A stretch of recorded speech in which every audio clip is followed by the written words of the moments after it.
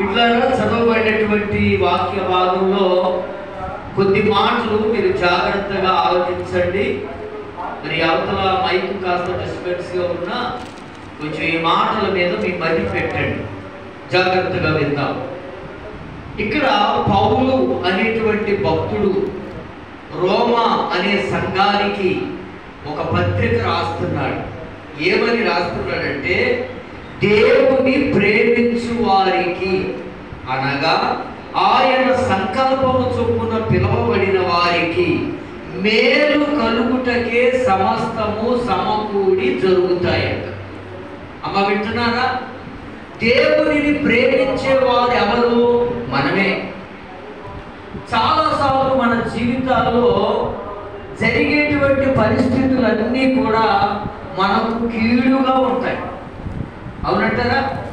మన పరిస్థితులు కొన్నిసార్లు శోధనలు, ఇరుకులు, ఇబ్బందులు, శ్రమలు, ఆటంకాలు వచ్చినప్పుడు దేవుడు ఎందుకో మాకు ఈ పరిస్థితులు కల్పించాడు, ఏంటో దేవుడు మాకు ఈ బాధలు పెట్టాడు, దేవుడు ఏంటో మాకు ఈ సమస్యలు పెట్టాడు అన్న మాటలు చాలాసార్లు మనం అంటాం.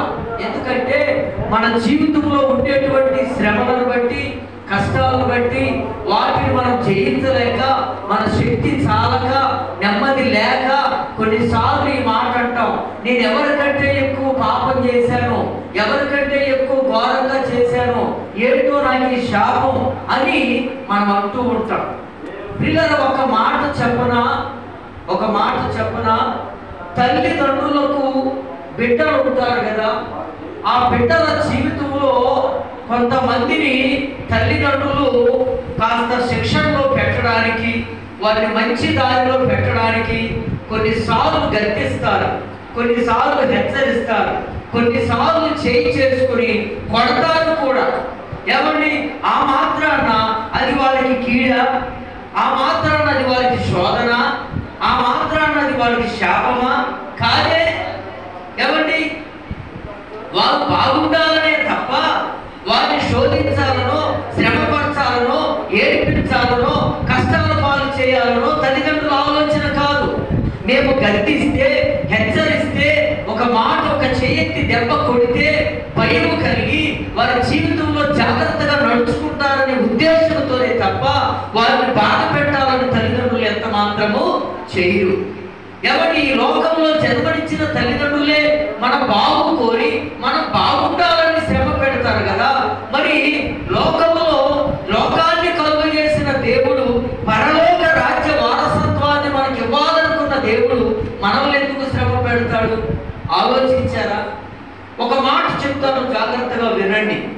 దేవునిని ప్రేమించు వారికి మేలు కొరకే అన్ని జరుగుతాయట. ఏమండి, ఒకవేళ ఒక మాట చెప్తాను వినండి. యోసేపు జీవితంలో, యోసేపు తెలుసు కదా, యోసేపు 12 మంది అన్నదమ్ములలో ఒకడు. యోసేపుకి ఎంతమంది అన్నదమ్ములు ఉన్నారు? యోసేపుతో కలిసి 12 మంది. 12 మంది అన్నదమ్ములతో కలిసి ఉన్నటువంటి యోసేపు జీవితంలో అన్నలు యోసేపును ద్వేషించారు. వింటున్నారా? అన్నలు యోసేపును ద్వేషించారు. ఏమండి, ఎందుకు ద్వేషించారు? యోసేపు వెళ్ళి అన్నల ప్రవర్తన బాగోలేదని తండ్రికి చెప్పారు.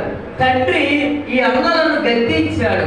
అందుకొరకు యోసేపును అన్నలందరూ ద్వేషించారు. ఏమండి, యోసేపు ఉద్దేశం ఏంటంటే అన్నలను తిట్టించాలనో, అన్నలను కొట్టించాలనో కోపం వచ్చి కాదు. వారి ప్రవర్తన బాగోలేదని తండ్రికి చెబితే, తండ్రి వారిని మందలిస్తే వారు బతుకు మార్చుకుంటారని, వారు మంచిగా బ్రతుకుతారని ఆలోచించి యోసేపు తండ్రికి వారిని గురించి చెప్పాడు. కానీ వాళ్ళేమనుకున్నారు, వీడు మా మీద గిట్టన మాటలు ఎన్నో మా తండ్రికి చెప్పి మా తండ్రితో మమ్మల్ని తిట్టించాడు, కొట్టించాడు అని యోసేపుని ద్వేషించి, యోసేపు మీద పగబట్టి, యోసేపును కొట్టి కోతిలో పడేసి పరాయి దేశానికి బానిసగా అమ్మేశారు. ఇప్పుడు యోసేపుకు ఇదంతా ఎలా ఉంటుంది అని అంటే కీడుగా ఉంటుంది. ఎలా ఉంటుందా యోసేపుకి? మీకు అర్థమవుతుందా? ఇప్పుడు యోసేపు ప్రార్థనా పరుడు, మంచి ప్రవర్తన కలిగినోడు, చెడంటే ఇష్టపడని వాడు. అటువంటి యోసేపు తనలాగే తనన్నలు కూడా శుభ్రంగా ఉండాలని తన తండ్రితో చెప్పి మందలిస్తే వారు బాగుపడతారని చెప్పినందుకు యోసేపు మీద వాడు పగబట్టి ద్వేషించి కొట్టి పరాయి దేశం అనగా ఐగుప్తు దేశానికి అమ్మేశారు. అమ్మేసిందే ఆ ఐగుప్తు దేశంలో పొతీఫరు అనే రాజు ఇంట్లో పని చేయడానికి ఉన్నాడు.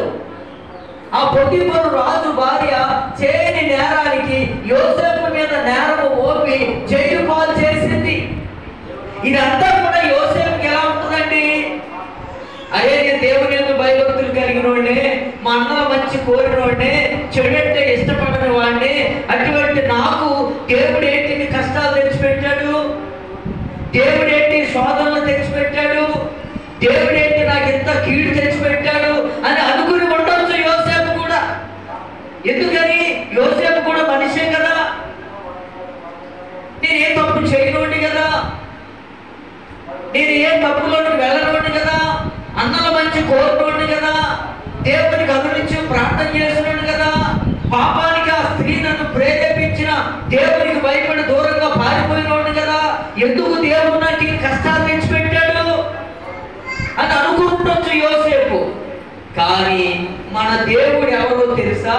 కీడు వెనక మేలు దాచి ఉంచే దేవుడు. స్తోత్రం చెప్పండి గట్టిగా, హల్లెలూయా. మన దేవుడు ఎవరు అంటే కీడు వెనక మేలు దాచి ఉంచే దేవుడు. చెప్పండి, మన దేవుడు ఎవరమ్మా? కీడు వెనక మేలు దాచి ఉంచే దేవుడు. ఇప్పుడు యోసేపుకు జరిగిన పరిస్థితులన్నీ మీకు ఎలా అనిపిస్తున్నాయి?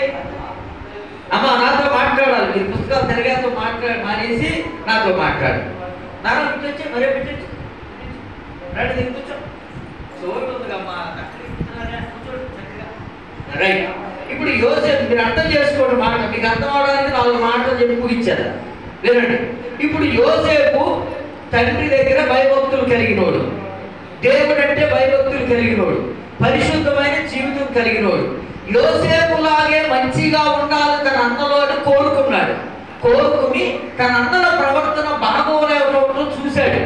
చూసి తండ్రి దగ్గరికి వెళ్ళి చెప్పాడు, నానా అన్నల పరిస్థితి బాగోలేదు, నువ్వేమో ప్రార్థన చేసుకుంటున్నావు, నేను నీ యందు భయభక్తులు కలిగి నేను ఉంటున్నాను, వాళ్ళు ఏమో తింటున్నారు, తాగుతున్నారు, ఇష్టానుసారంగా జీవిస్తున్నారు, నేను చెప్తే చిన్నోడు కదా కొడతారని భయం వేసి నేనేం చెప్పలేదు, ఒక మాట నువ్వు చెప్పి మందలించినానా వాళ్ళు బాగుపడతారని చెప్పాడు. చెప్తే వాళ్ళు మందలు దోరుకుని ఊళ్ళోకి రాగానే తండ్రి వాళ్ళు మందలించాడు. ఆ కారణాన్ని బట్టి యోసేపు మీద అన్నలందరూ పగబట్టారు. ఇప్పుడు మంచి కోర చెప్పాడా చెడు కోర చెప్పాడా యోసేపు? మంచి కోర చెప్పాడు. కానీ వాళ్ళకి ఎట్లా అర్థమైంది? చెడుగా అర్థమైంది. అర్థమయ్యి యోసేపును కొట్టారు. యోసేపును పరాయి దేశం ఐగుప్తు దేశాన్ని అమ్మేశారు. అమ్మేతే ఆ ఐగుప్తు దేశంలో చేయని నేరానికి చెరసాల పాలైపోయాడు. ఇప్పుడు ఈ 3 సందర్భాలు యోసేపుకి ఏమనిపిస్తే? మంచి అనిపిస్తాయా? ఆశీర్వాదం అనిపిస్తుందా? అనిపించదు. యోసేపుకు బాధ కలుగుద్ది.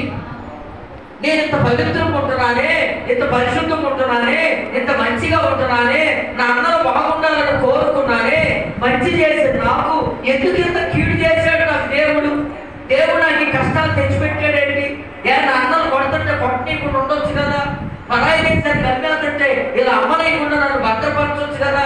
దేవుడు ఏంటి నాకు ఈ శ్రమ తెచ్చిపెట్టాడు, దేవుడు ఏంటి నాకు ఈ కష్టాలు తెచ్చిపెట్టాడు, దేవుడు ఏంటి నాకు ఈ శోధన తెచ్చిపెట్టాడని యోసేపు కూడా అనుకుని ఉంటాడు.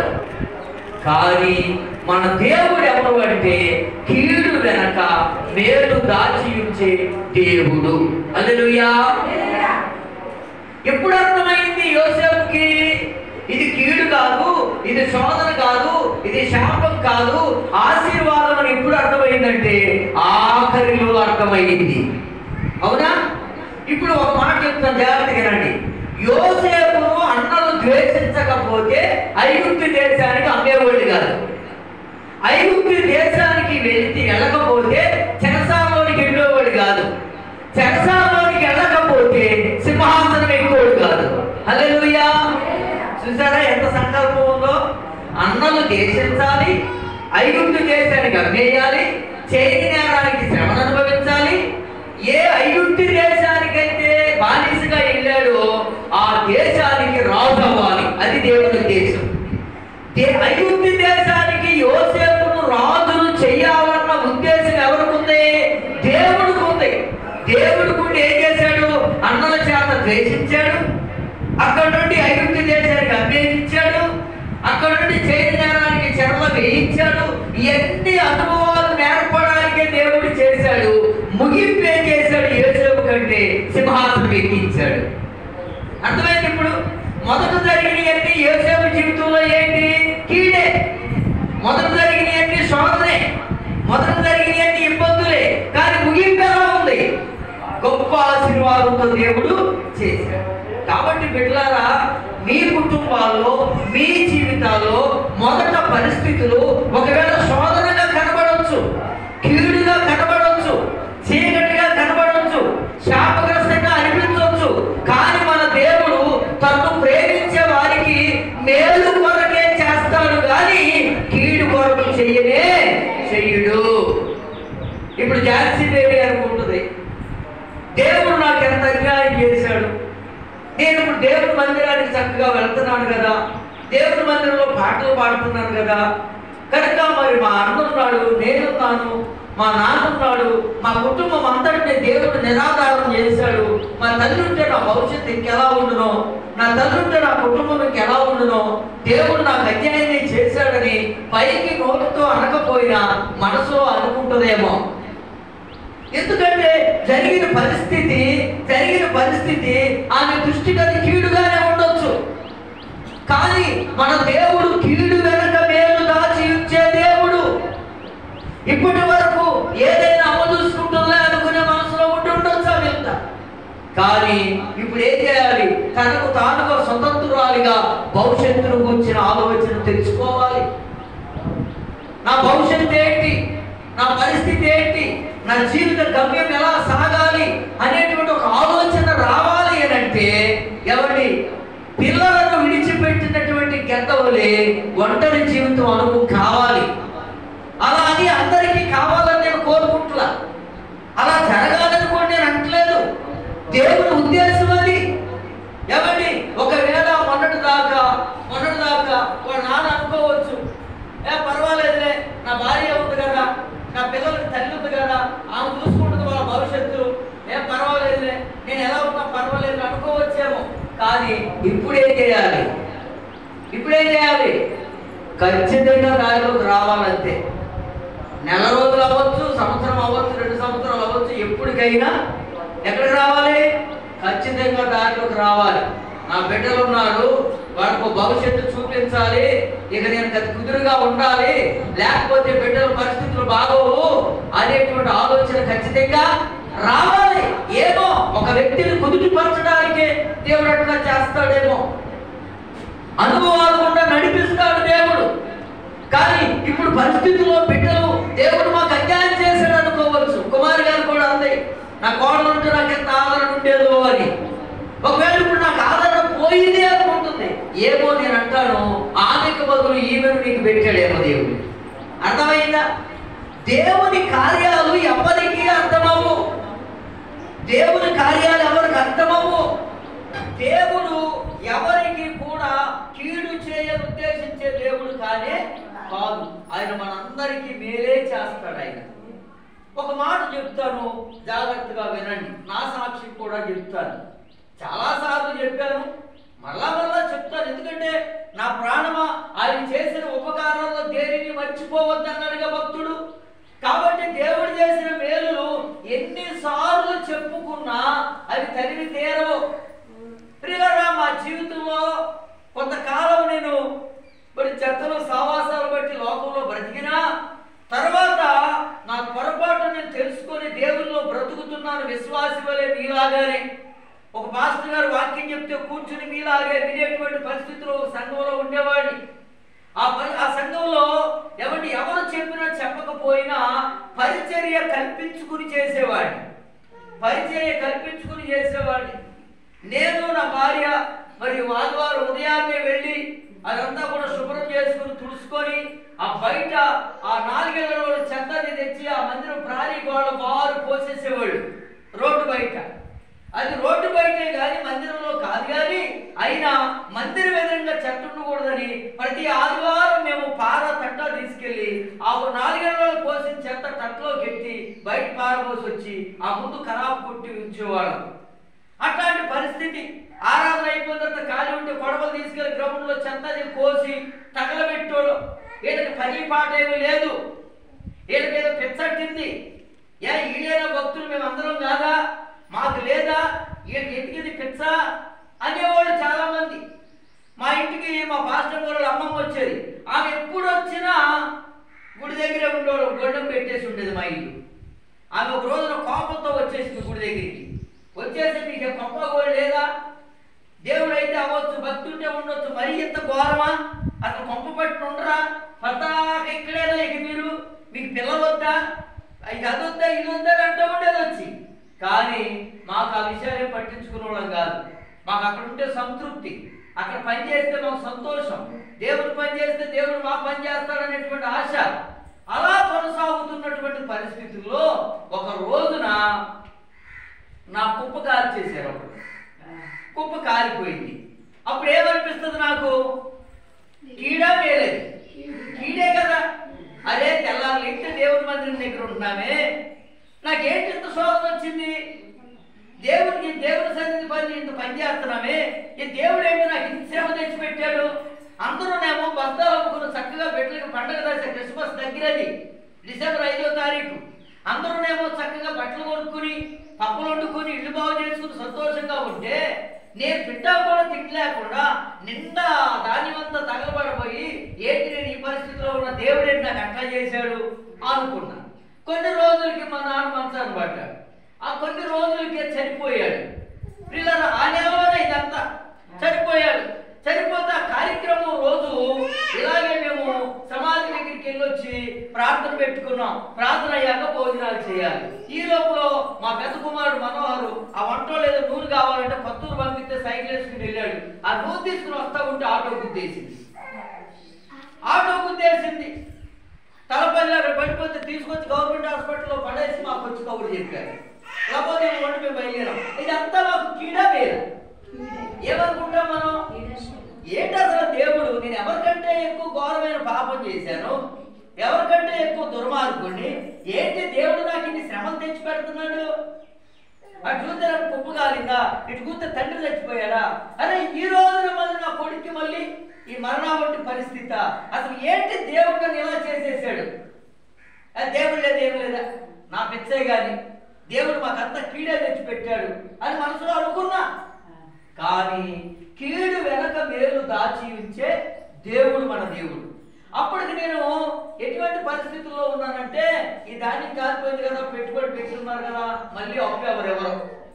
కాబట్టి ఇటువంటి పరిస్థితులు జరుగుతుంటే నాకేదో చుట్టుకుందరు, మా పంపకేసి ఎవరు రావట్లేదు, ఆదరించేవాళ్ళు లేరు, పెద్దవాళ్ళందరూ చనిపోయారు, ఒంటరి జీవితం, నేను నా చిన్న పిల్లలు నా భార్య మేమే.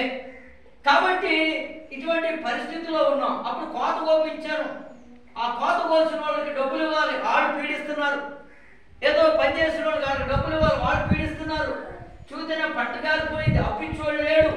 ఏం చేయాలి అర్థం కాదు, తింటాకే కష్టంగా ఉందంటే వీళ్ళు అప్పు కట్టమంటున్నారు. ఏం చేయలేని పరిస్థితి. ఆ పరిస్థితుల్లో ఈ బిడ్డకేమో యాక్సిడెంట్ అయింది. యాక్సిడెంట్ అయితే అయ్యింది కానీ గాయం అవ్వలేదు, చుక్క రక్తం కారలేదు.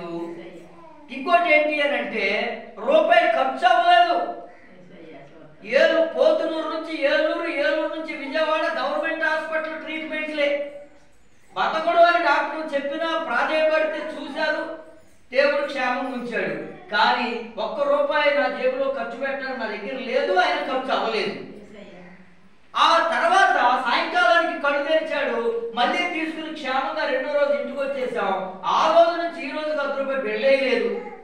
మరి ఎందుకు మందు వేయలేదు, మంచాన్న పడుకోలేదు, మరి ఇన్ని హాస్పిటల్ తిరిగాము, అది క్షేమంగా లేచి తెల్లారి మళ్ళీ మామూలుగా నడుస్తున్నాడు. మరి ఇంత దానికి అంతెందుకు చేశాడు దేవుడు, ఎందుకు చేశాడో చెప్తానేనండి. నేను కష్టాల్లో ఉన్నాను, తింటానికి తినలేదు, అప్పులు కట్టేవాళ్ళు పీడిస్తున్నారు. ఈ ఆటో గుద్దినటువంటి కుర్రాళ్ళ తండ్రి ఎత్తుకుంటూ మా ఇంటికి వచ్చాడు. ఈ ఆటో గుద్దేసిన తర్వాత ఇటు చచ్చిపోయాలనుకున్న ఆటో దిగేసి ఆ కుర్రాడు పారిపోయాడు.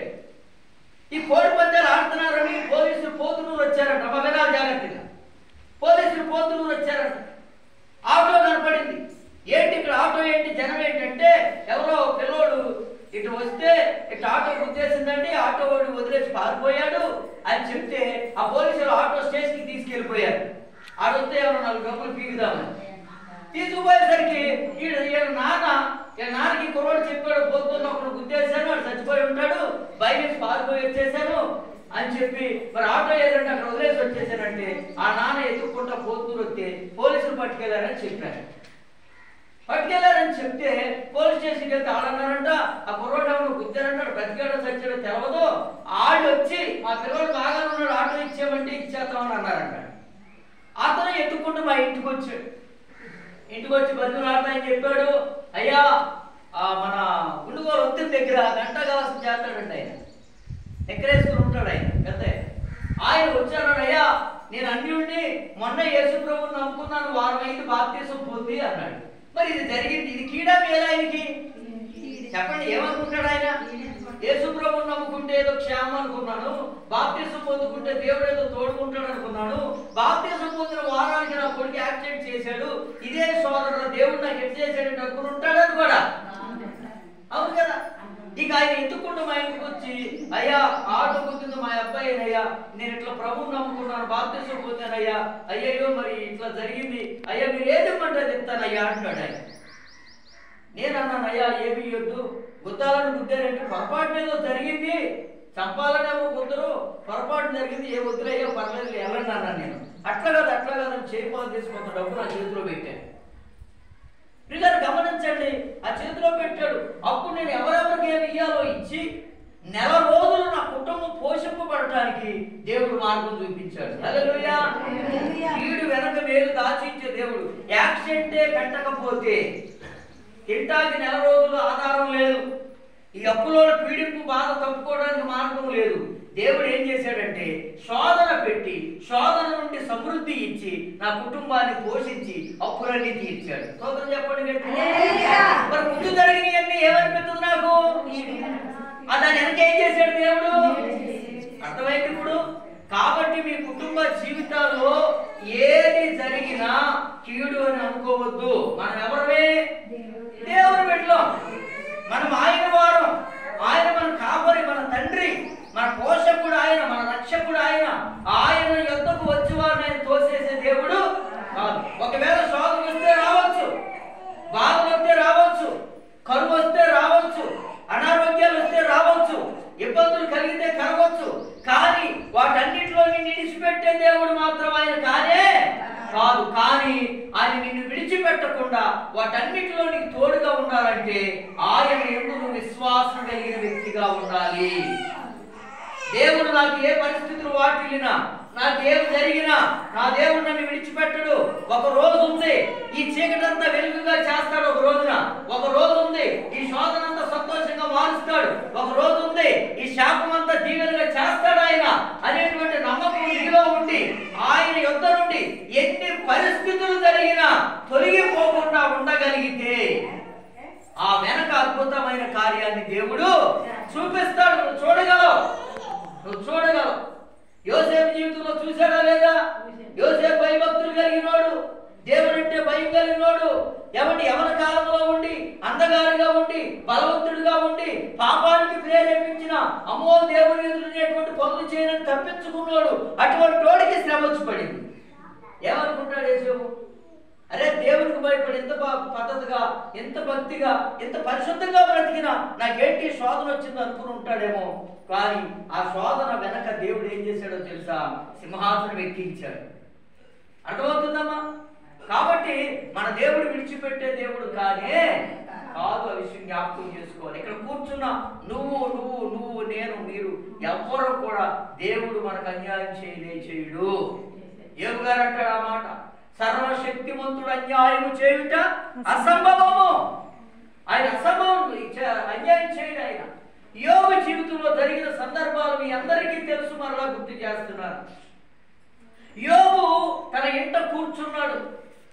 ఎవడో ఒక పనివాడు వచ్చి చెప్తున్నాడు, అయ్యా ఆకాశం నుండి అగ్ని ఒకటి పడి ఆ పంటంతా కూడా కాల్చేసిందయ్యా అన్నాడు.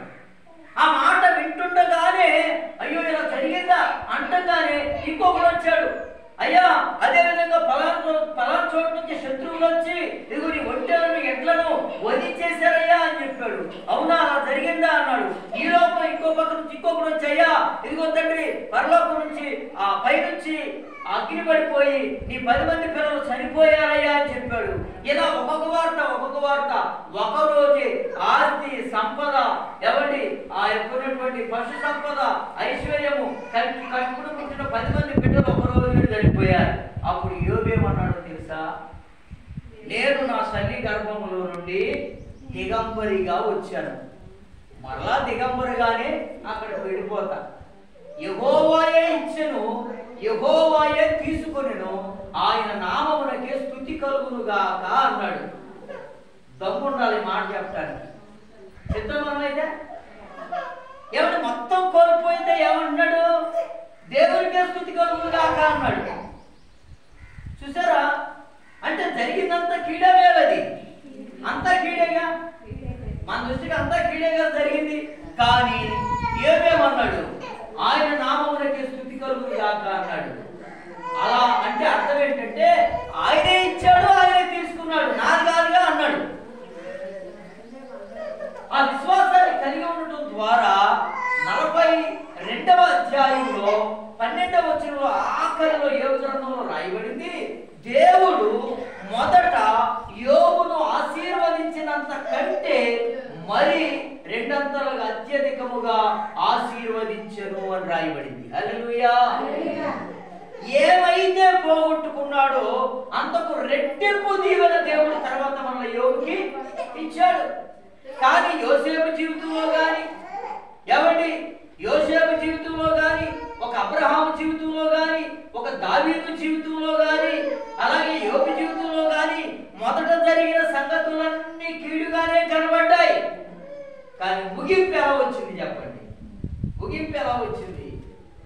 దావీదు అనుకున్నాడట రాజు అల్లుడు కావాలని ఆశపడ్డాడట. ఏమనుకున్నాడమ్మా? రాజుకి అల్లుడు కావాలని ఆశపడ్డాడట. రాజుగారికి అల్లుడు అయితే బాగుండు అనుకున్నాడట. రాజుగారు అన్నాడు, ఇదిగో ఈ యుద్ధంలో గెలిస్తే నా కూతురు నుంచి పెళ్లి చేస్తానని. అబ్బా, రాజుగారికి అల్లుడైతే అసలు నా జీవితం ఎట్టుండదో అనుకున్నాడట. కానీ మరి పెంచోడ రాజుగారికి అల్లుడు కాదు ఆయన, నువ్వే రాజు అన్నాడు దేవుడు. స్తోత్రం చెప్పండి గట్టిగా.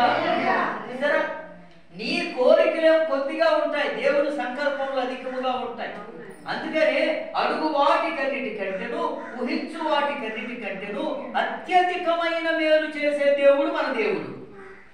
ఏమంటే దావీదు అనుకున్నాడంటే నేను రాజు కల్లుడైతే చాలు అనుకున్నాడంట. దేవుని సంకల్పం ఏంటి? నువ్వు ఆడవుడు అల్లుడు కాదయ్యా, నువ్వే రాజువి అన్నాడు. అది దేవుని ఉద్దేశం. కాబట్టి ప్రియ దేవుని బిడ్డలారా గమనించండి, మీ కుటుంబ జీవితాల్లో ఒకవేళ మీరు ఆర్థికంగా నలిగిపోతున్నా, బలహీనతలతో నలిగిపోతున్నా, రోగాలతో కృంగిపోతున్నా, నిందల అవమానాల మధ్య మీరున్నా, అసలు కుటుంబ జీవితంలో అర్థం కాని పరిస్థితులు ఏర్పడినా ఏమాత్రం భయపడని అవసరమో లేదు. నిన్ను కన్న దేవుడున్నాడు, నిన్ను తన రక్తము చేత కొన్న దేవుడున్నాడు. ఆయన నిన్ను ఎన్నటికీ విడిచిపెట్టే దేవుడు కాదు. మనుషులు విడిచిపెడతారేమో, రక్త సంబంధికులు విడిచిపెడతారేమో, ఇంటి పేరు వారు విడిచిపెడతారేమో, నిన్ను కన్నవారు, నీకున్నవారు, నీ అనుకున్నవారు అందరూ నిన్ను వదిలేయచ్చు. కానీ నీ కొరకు ప్రాణం పెట్టిన ఆ ప్రాణప్రియుడైనటువంటి యేసయ్య మాత్రం నిన్ను విడిచిపెట్టే దేవుడు కాదు. కాబట్టి ఏ విషయములో కూడా నువ్వేం పడకూడదు, నిరుత్సాహపడకూడదు. ఒక చిన్న మాట చెప్పి నేను ప్రార్థన చేస్తా. కొరింథీయులకు రాసిన 2వ పత్రిక 8వ అధ్యాయంలో, కొరింథీయులకు రాసిన 2వ పత్రిక 8వ అధ్యాయంలో మొదటి 2 వచనాలు చదవండి. అక్కడ ఒక సంఘం కనపడుతుంది, సంఘంలో ఉన్నటువంటి బిడ్డలు కనబడతారు. అక్కడ చదవండి. సహోదరులారా, ఇసరా కొరింథీయులకు రాసిన 2వ పత్రిక 8వ అధ్యాయం 12 వచనాలు. సహోదరులారా, మాసిదోనియా సంఘములకు అనుగ్రహింపబడిన కృపను గూర్చి మీకు తెలియజేయుచున్నాను. దేవుని కృపను గూర్చి నేను మీకు తెలియజేయుచున్నాను. ఏలయనగా వారు బహు శ్రమల వలన పరీక్షించబడ్డారు. అక్కడ అవుతుంది. ఇప్పుడు పౌలు గారు ఏమని చెప్తున్నాడు సంఘానికి? ఏ సంఘానికి? కొరింథీ అనే సంఘానికి చెప్తున్నాడు, ప్రియులారా, మాసిదోనియా అనే సంఘం ఉంటుంది, ఆ సంఘములకు అనుగ్రహింపబడిన కృపను గురించి మీతో చెప్తున్నాను అన్నాడు. మొదటి మాట ఏమన్నాడు? కృపను గురించి చెప్తున్నాను వినండి అన్నాడు.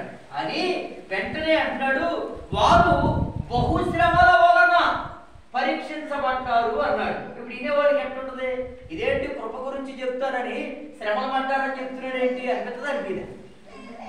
ఏమా అక్కడ అదే చెప్తున్నాడు, మాసిదోనియా సంఘములకు అనుగ్రహింపబడిన దేవుని కృపను గురించి మీకు చెప్పబోతున్నాను అని చెబుతూ వారు బహు శ్రమల వలన పరీక్షించబడ్డారు అన్నాడు. నేను కృపను గురించి చెప్తానని, మేలు గురించి చెప్తానని శ్రమ పడ్డారని చెప్తున్నాడేంటి అంటే మనకి ఏంటంటే అసలు తర్వాత ఏం జరుగుతుందనేది మనకి ఓర్పు ఉండదు. అసలు తర్వాత మాట ఎనక ముందే ప్రశ్నలు ఏర్పడిపోతాయి మనకి. డాక్టర్ గారి దగ్గరికి వెళ్ళిన తర్వాత అయ్యా ఇది తగ్గలేదు అంటే ఇంకో నెల కోర్సు మార్చి రాతున్నాను వాడండి అంటే నోరు మూసుకుని వాడటమే, ఏ మాట్లాడుకోలేదు. కానీ మనమైతే దేవుడి దగ్గర 6వ వారం అయిపోయాక 7వ వారం ప్రార్థన అయిపోతుందగానే ఆయన పరలోక పట్టాలను పట్టుకుని మన ఇంటికి వచ్చేయాలి. రాబోతు ఊరుకోమే కాదు, 1 వారం 2 వారాలు 7 వారాలు దేవుడి మీద అరిగిపోతాం, దేవుడి మీద కోపం వచ్చేద్దాం మనకి. ఏమో దేవుడు ఎందుకు ఆలస్యం చేస్తున్నాడు, ఆలస్యమైన అద్భుతమైన కార్యాలు చేస్తాడు. నన్ను మర్చిపోయే దేవుడు కాదు, నన్ను విడిచిపెట్టే దేవుడు కాదు, నా ఎందుకు వచ్చి వారు తోసివేయనున్నాడు. ఏదో ఒక రోజు నాకు ఆయన సహాయం చేస్తాడని నిరీక్షణ మనకు ఉంటుందా? ఉండదు. కంగారు ఎక్కువ మనకి. రేషన్ కార్డు ఎంత ఎండేసిన లైన్ లో ఉంటాం. హాస్పిటల్ గారు డాక్టర్ గారు సాయంత్రం 6ంటికి వస్తాడంటే 3ంటికి వెళ్ళి కూకుంటారు అక్కడ.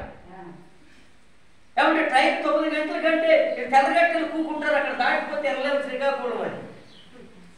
కానీ దేవుని దగ్గరికి వచ్చేసరికి మర్యాదగా 7వ వారం నెల చేయలేదు. అవునా?